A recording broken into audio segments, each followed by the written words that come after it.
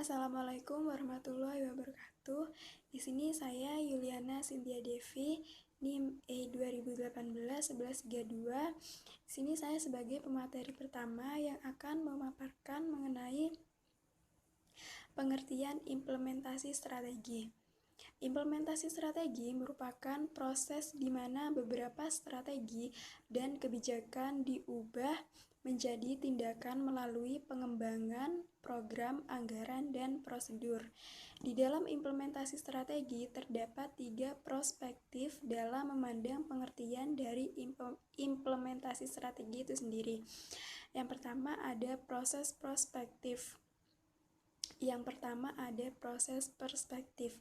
mana cara pandang ini implementasi strategi merupakan serangkaian langkah berurutan yang sudah direncanakan dengan sangat cermat.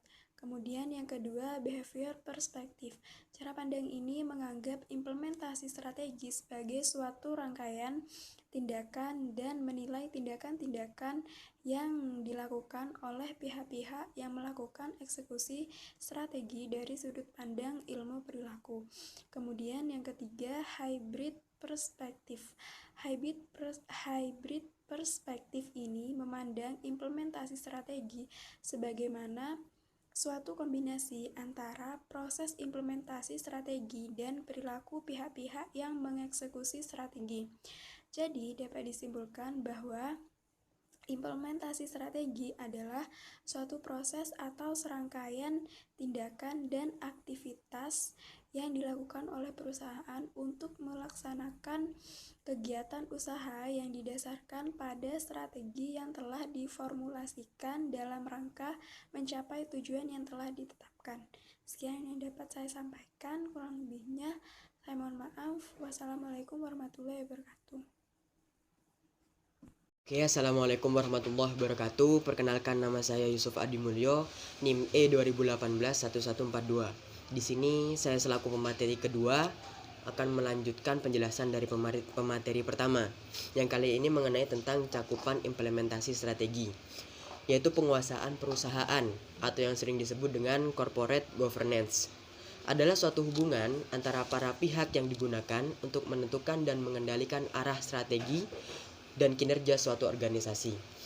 Penguasaan perusahaan ini digunakan dalam perusahaan untuk memantapkan perintah antara para pemilik perusahaan dan para manajer puncak perusahaan tersebut. Nah, pada kali ini ada 5 kunci mekanisme penguasaan.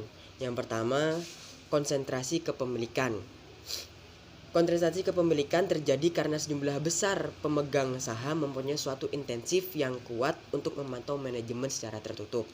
Kemudian yang kedua adalah Dewan Direktur.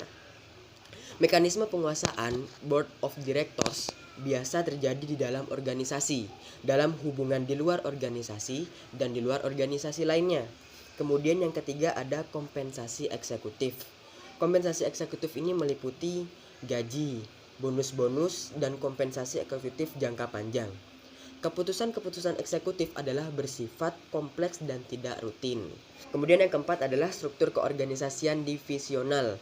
Dan yang terakhir yaitu adalah pasar.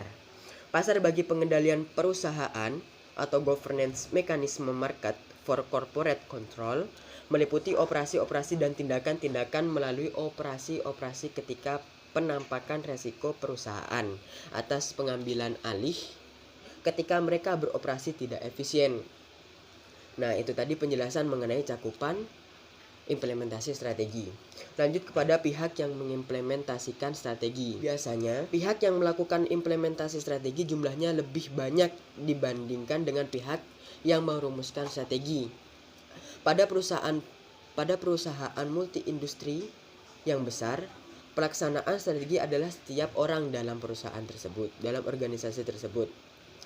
Berapa pihak yang mengimplementasikan manajemen strategi, yaitu yang pertama ada para direktur fungsional, yang kedua para direktur divisi atau SBU, yang ketiga manajer proyek, yang keempat manajer pabrik, yang kelima kepala-kepala unit, keenam manajer operasional, dan lain-lain.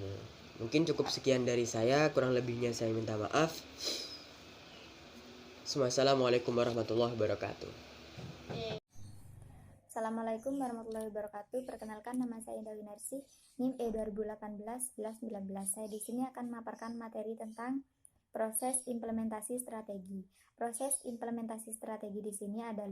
Yang pertama, menganalisa perubahan. Perusahaan harus menganalisis perubahan yang akan terjadi seandainya formulasi strategi yang telah disepakati bersama diimplementasikan. Melalui analisis ini, perusahaan memperhitungkan secara rinci seberapa besar perusahaan akan berubah. Yang kedua, analisis struktur organisasi. Perubahan strategi perusahaan mungkin akan membutuhkan beberapa perubahan dalam organisasi dan juga keahlian yang dibutuhkan pada posisi-posisi tertentu.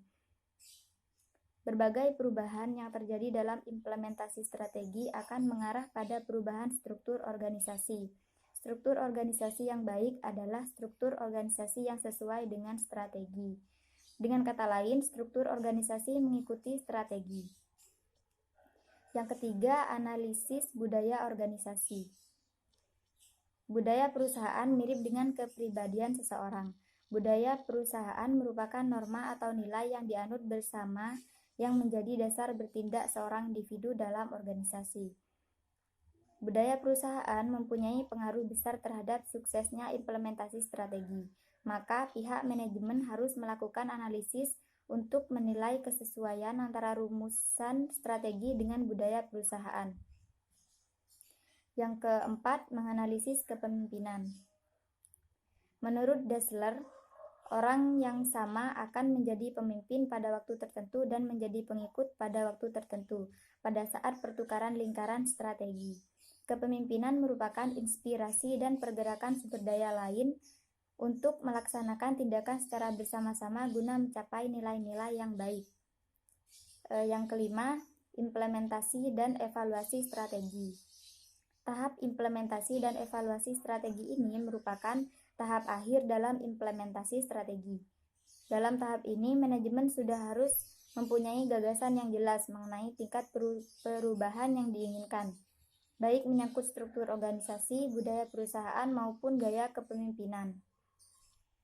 Untuk melakukan tahap ini dengan baik dan berhasil, manajemen perusahaan perlu mengetahui 4 jenis keahlian dasar, yaitu kemampuan berinteraksi, kemampuan mengalokasi, kemampuan monitor, dan kemampuan mengorganisasikan. Sekian pemaparan dari saya. Jika ada salah, saya mohon maaf yang sebesar-besarnya. Wassalamualaikum warahmatullahi wabarakatuh. Assalamualaikum warahmatullahi wabarakatuh. Di sini saya Desi Aulia Santi Ramadhani, NIM E 2018-1124. Saya akan menjelaskan tentang cara mengimplementasikan strategi. Untuk dapat mendukung implementasi strategi yang telah dirumuskan, maka para manajer divisi dan manajer wilayah fungsional harus saling bekerja sama dengan manajer lainnya dalam mengembangkan program, anggaran, dan prosedur yang diperlukan untuk mewujudkan apa yang telah dirumuskan. Hal ini berarti para manajer tersebut harus bekerja sama untuk mencapai sinergi di antara mereka agar mampu memperoleh dan mempertahankan keunggulan kompetitif bersaing bagi perusahaan. Beberapa langkah dalam implementasi strategi diantaranya adalah mengembangkan program, anggaran, dan prosedur.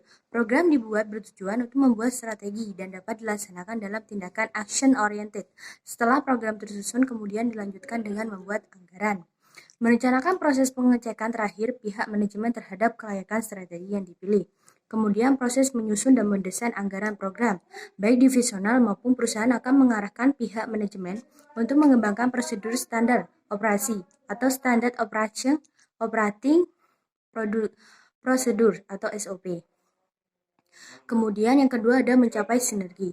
Salah satu tujuan yang harus dicapai dalam implementasi strategi adalah memperoleh sinergi di antara berbagai fungsi dan unit bisnis yang ada. Igor Ansov menyatakan bahwa terdapat 4 jenis sinergi yang seringkali mempengaruhi keberhasilan implementasi strategi. Yang pertama adalah sinergi pemasaran, yang kedua sinergi operasional, yang ketiga sinergi investasi, kemudian sinergi manajemen. Nah, sinergi-sinergi tersebut tidak akan diperoleh begitu saja.